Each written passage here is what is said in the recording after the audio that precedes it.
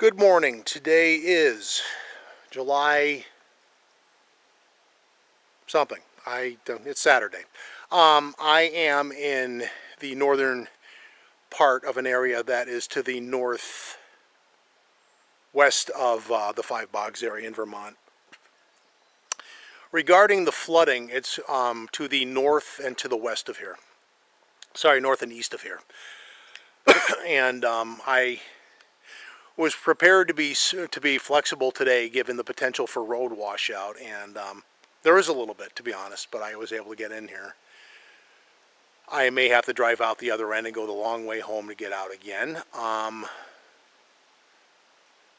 Tackle one thing at a time, but so far so good. We're following up today on an area where we found tracks last year, and I've made at least insinuation in the past of tracking a family group of the quarry, as we say, and we're going to do that again today. Hopefully pick up their trail again. It's been about a year since I've been able to keep up with them and find sign of them. Last time was here, so we're going to see if we can pick up their trail here, given a bum knee and a 100-year flood messed up situation in this area. Maybe we'll pick up a new trail. The other thing is, being that there is flooding north and east of here, maybe they flush something further down this way. Shot in the dark, but we're going to get going, see what we find, and if nothing else, it's an exercise in follow-up research in an area where we did find evidence last year. And we're going to go in, we'll see what we find. So come on along, let's see what we do.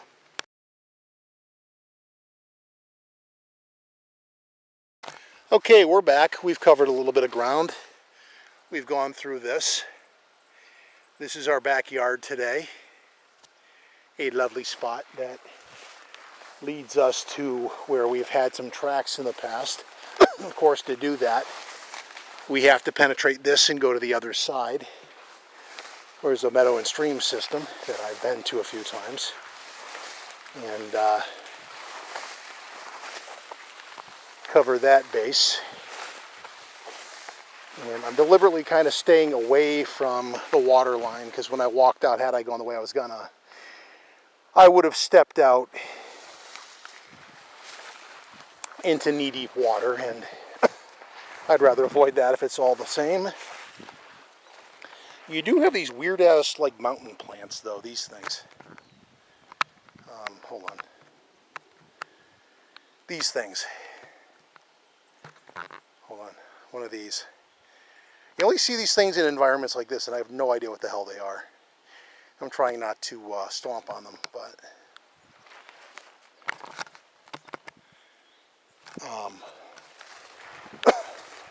kind of like some of the unique parts of the environment. There's a wet spot, so we're going to retreat further inland, so to speak. And this lovely swampy, mossy waterbed stuff that we're walking on. So as I was saying before, in relevance to the flooding, the road in, I was prepared to have a plan B and a plan C because of, those plants almost look like milk jug plants, like the ones that eat flies and shit. I think we're doomed to have wet feet. Anyway. And there were some minor forms of road erosion, but nothing that wasn't insurmountable. So, in worst case scenario, I could probably attempt a drive all the way through if I wasn't able to turn around and get to the far side and take the alternative highway and basically take the long way home. Sorry, I just stepped in sinky mud. Take the long way home if I had to.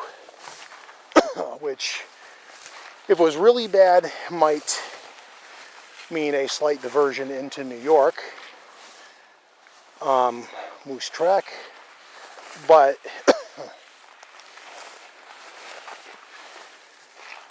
you would still get home. It's not so insurmountable in here today that this wasn't undoable. Whereas, if you can get in here, you can probably get into Manitou too, but I'm going to let my knee have a little bit more recovery time before we tackle that beast. Because as I've insinuated in the past, getting in and out of there is in fact a beast.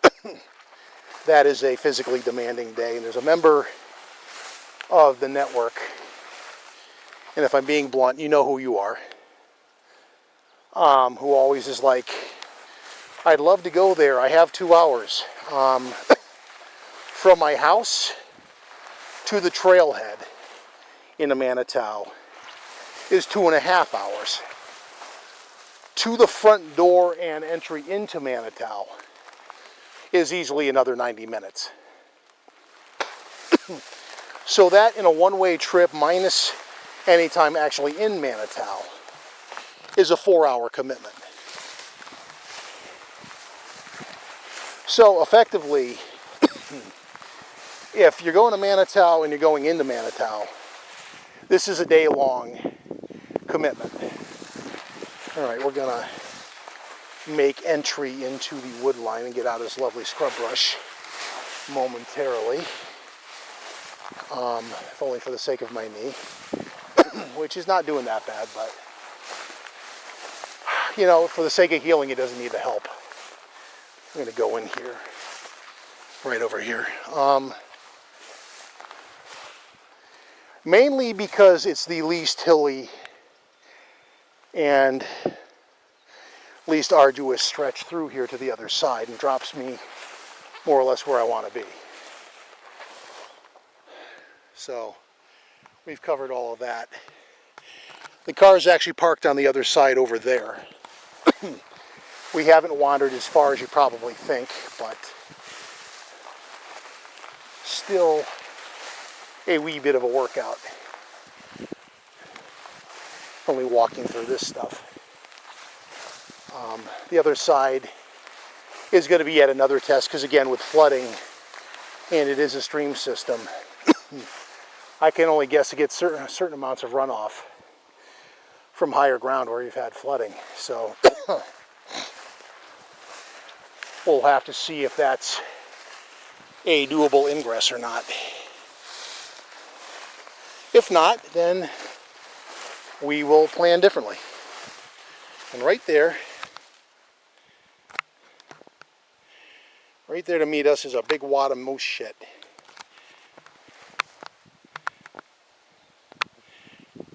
And probably about a foot by a foot, for the sake of those that are poo aficionados. Which probably is not that many of you, but there you go.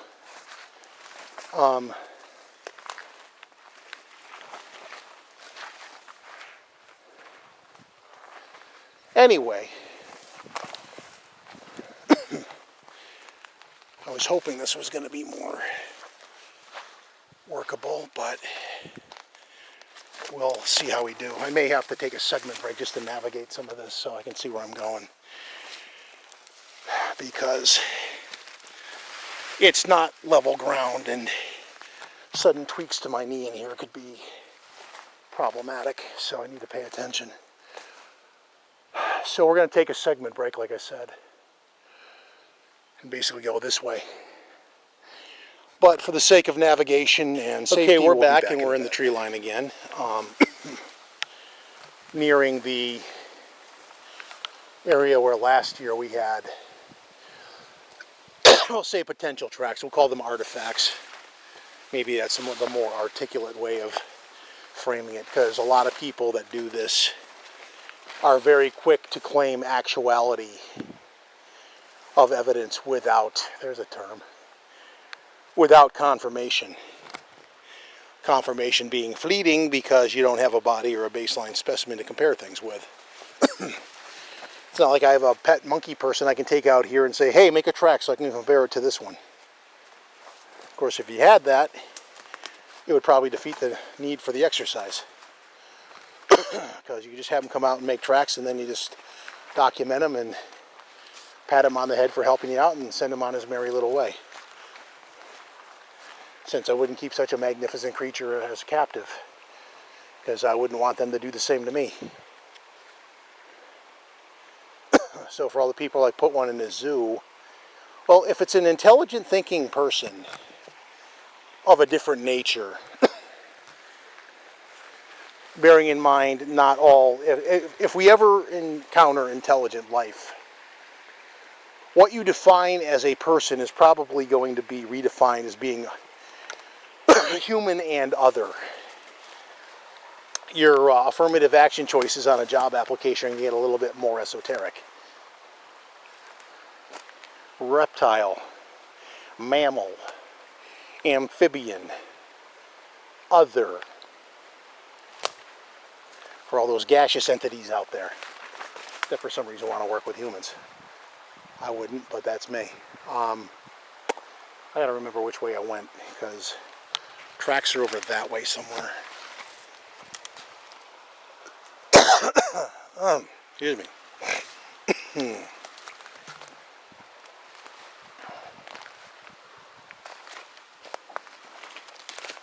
Ow. So, they're over here. I think. How do I get through this though? Without needless bullshit.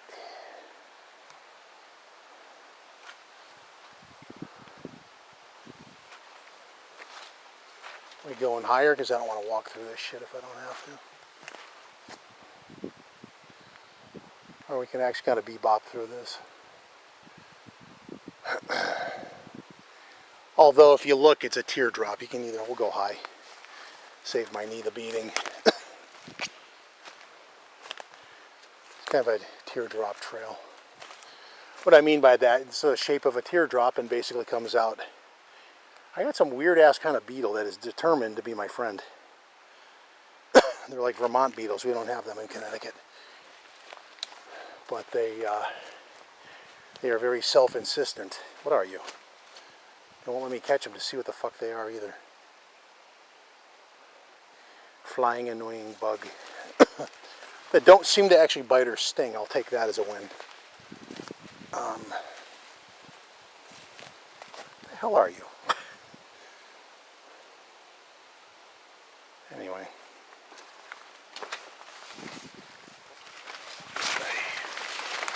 More grabber bushes than I want. Bush is. That's why you call them grabber bushes. Because they tend to try to grab you. But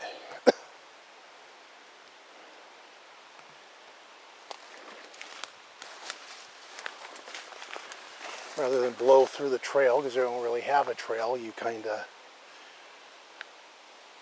go slow and methodical because you're looking on the ground for indents and artifact-like thingies. So you had one on your neck the whole time. Although again, it doesn't seem like they want to bite or sting or whatever. They just want to hang out with you. You're apparently their jungle gym or some shit. Or they're drinking sweat or something. A lot of sweat bees do shit like that. Little known fact, when you are out like at a pool in the summer and it's all hot and the like, and you have like bees and yellow jackets and the like harassing you, they're probably after your sweat. This is actually easier. They're after the salt in your sweat as much as they're after like sweet things. If you have like soda or whatever. Personally, I can't stand soda. But if you have any, they're probably after the sugar in that too. Their needs are not really that complicated. Sugar or salt. And if they have any physiology similar to humans, the abundance of one creates a craving for the other. Okay. That's a little harder to remember. Things going on in the community. Steve Culls was in Southwick, Massachusetts to talk up Bigfoot shit in my neighbor's backyard. I'll call him my neighbor because I don't really feel like mentioning him by name because he hasn't been the best neighbor since he set up shop next door to where I do research. And interestingly amusing, he gets real pissy if you rag on the BFRO in any way, shape, or form. Very defensive of a organization I kind of touched on in a podcast during the week. Maybe I'll reiterate just to piss him off.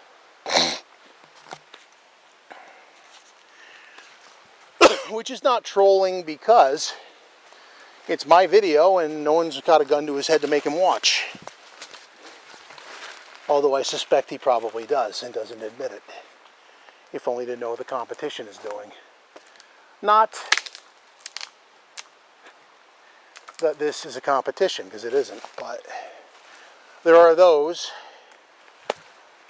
who don't play by the normal etiquette that would think it is. And he is one of those. What do you mean by that? There's a gentleman that shares the same basic local backyard that I do. And I know for a fact he knows where my area is. His is fairly adjacent.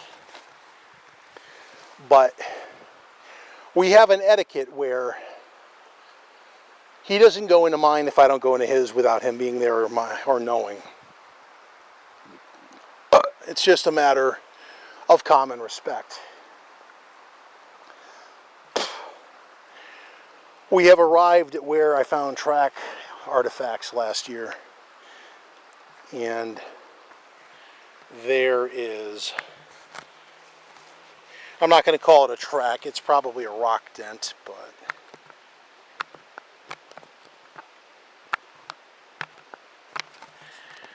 Lord forbid the zoom wants to work.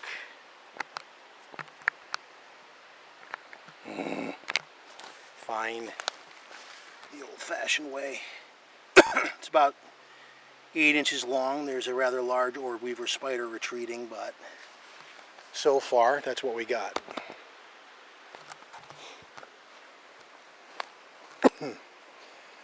And if that's all we end up with, then there's not much. I'm looking over here, too, on the other side where it's all muddy. Got a deer track, 2 deer tracks. Bambi's been through here.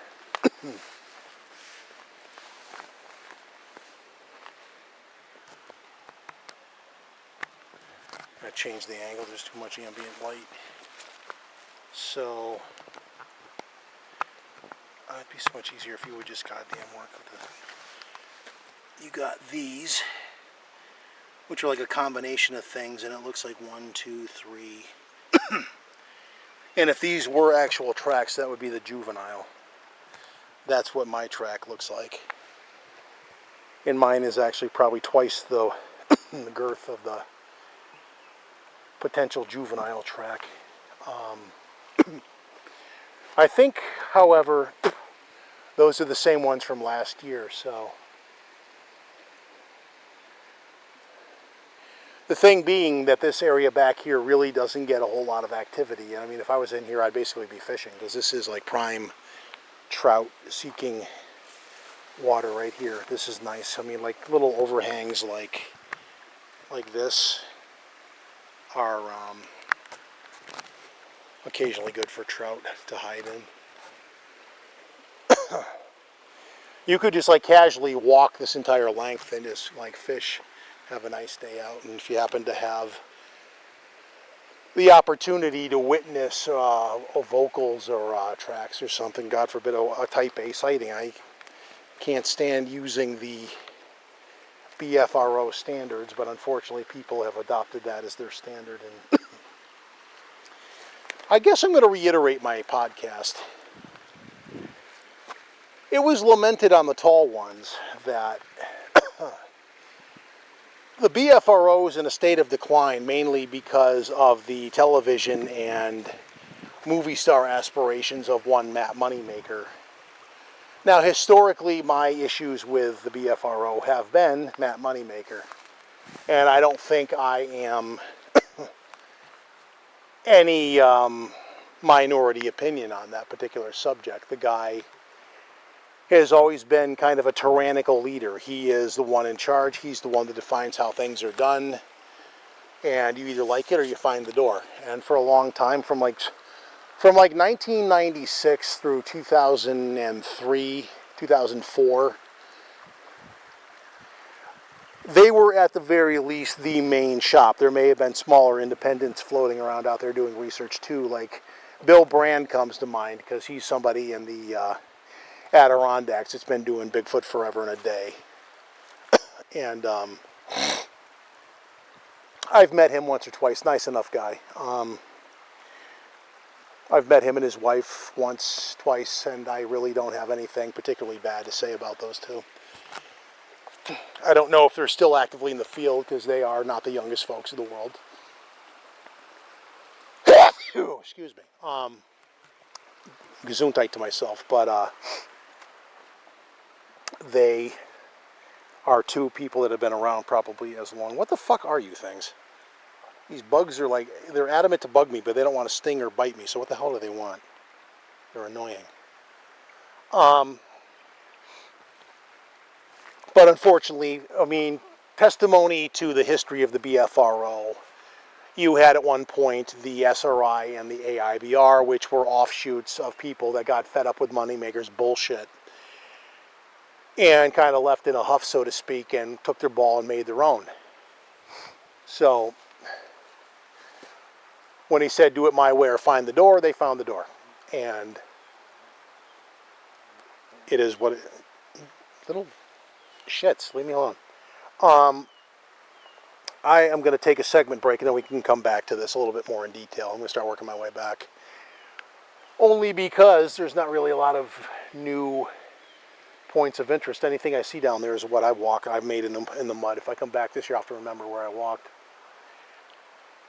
Yes, I have. I'm a dirty, rotten hoaxer. Anyway, we're going to start working our way back through this stuff over here. And I don't know if that's sunlight or sun glare, but I'm going to give the camera a rest and reset it, and hopefully we'll have better video when we come back.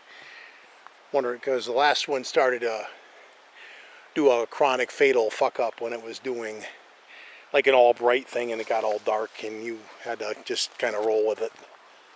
Anyway, we're going to start heading back and take a segment break. We'll come back and bash the BFRO some more, or give my intake. Okay, we're back. Back to the BFRO. So anyway, where we left off from like 1996 to 2004, we'll say, you basically had Monkey Maker and his outfit, whereas around that time you had pop up other groups like the AIBR, the SRI, who specifically were former curators who had their fill of Monkey Maker. And it sounds disrespectful for me to call him that, but sorry, past experience dictates how I regard him. And he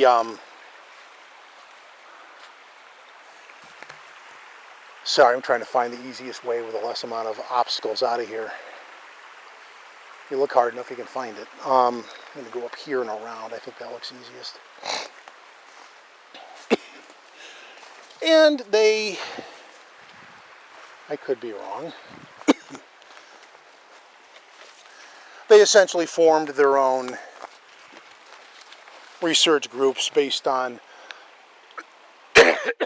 they didn't really care for Moneymaker and his particular attitude. Or is this easier?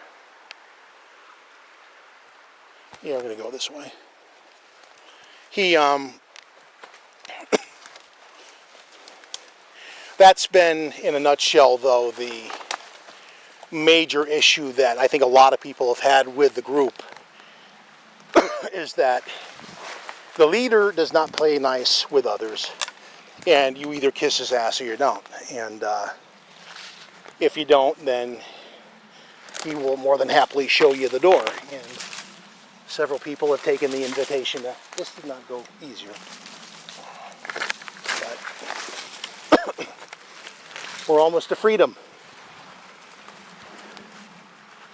And yeah, he That was much harder than it needed to be. Anyway, we're back out here.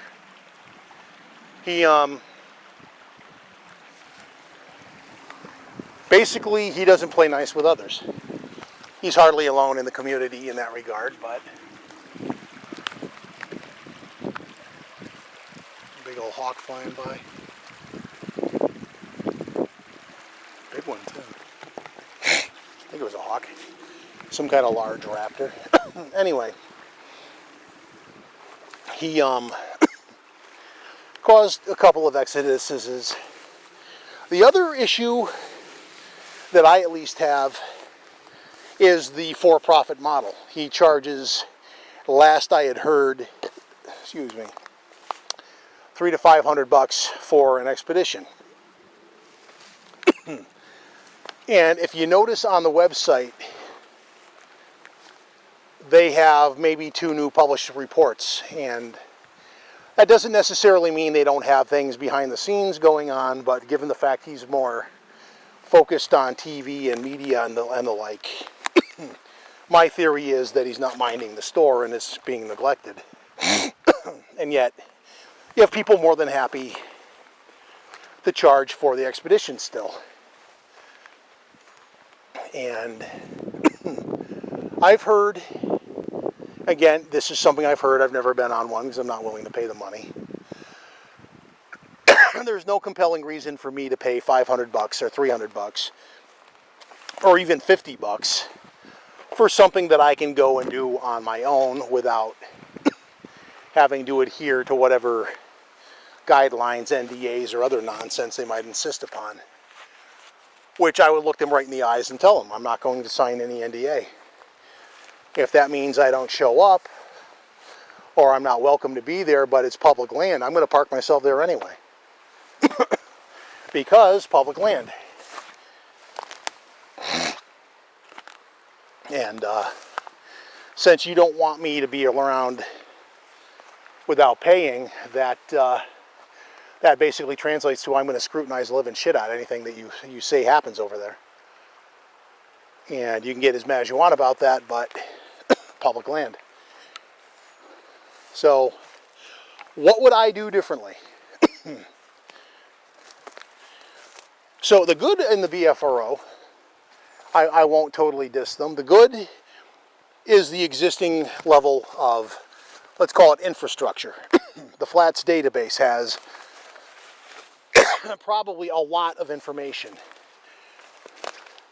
I would still give greater credence to like the John Freeman database because that thing is battle tested by a diehard long-time researcher going back to the 60s, like literally decades of information. Incidentally, we're heading that way through the open trees to come out to the meadow because this is a bit more open and flat and not as I trip over a fucking stick. But as long as I see open space, we're going in the right direction.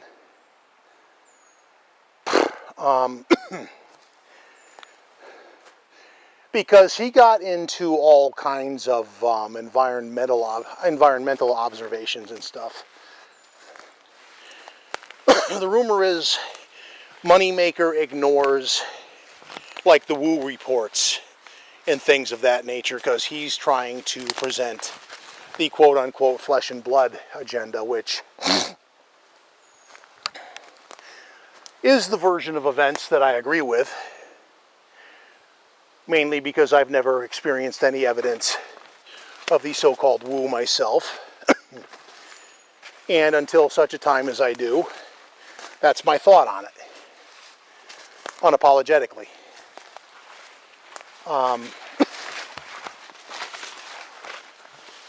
And I've said to many people, I do have friends on the Wu side of the fence, but I've told them the same thing historically. You want me to believe in that? Show me. You know, be a good Missouri resident and show me that. Show me. I require hard-baked evidence that they can talk in your mind. And the word, God damn it, is telepathy. Mind speak is a word for rednecks and hicks. The word is telepathy. Mental mother effing telepathy. And I have been in their midst. I have not encountered them wanting to have a mental chat with me. It'd be damn cool if they did. I would have questions, to which I would hope they would have answers, but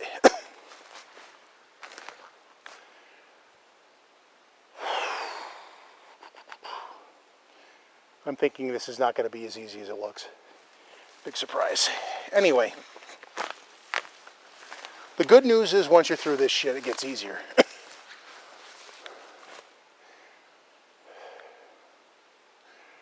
What looks like the path of least resistance, though. So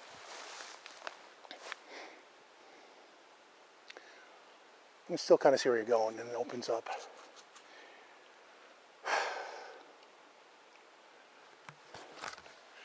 Where was I going? Oh yeah, the woo. So they have a tendency to kind of filter their reports. And I would probably be reluctant to give credence to a brazenly woo report without supporting evidence.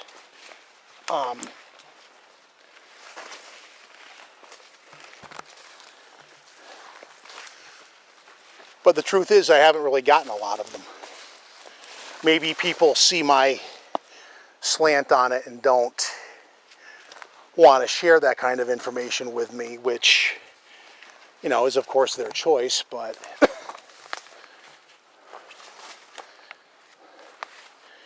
it doesn't mean I would just delete the report either, though.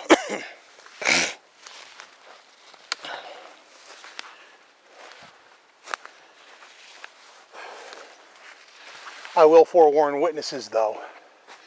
One thing I have done when you say you got something going on is I will sneak out to that area and it won't be Johnny shows me area X. It'll be Mike goes out and has a look and forms his own impression without a tour guide, which is independent verification. And I do think is a justifiable research technique, so long as you're not brazenly violating like somebody's private property or such. That's kind of the caveat to that, is public versus private land. The property owner dictates what happens on private land, which does conceivably open you up to some element of hoaxing if somebody's just like a lonely old sod who has no friends and wants company, so he invents a Bigfoot story to get somebody out there. Or, God forbid, it could be Norman Bates. Alright, let me navigate this. Because the annoyance is the tree line is literally 20 feet away and you got all this shit in the way. So we'll continue this discussion when I'm on the other side of this. I'm going to go hands-free for a minute and find my freedom again, since I have all this to keep me in tree jail in the meantime. I will be back yet again in a bit.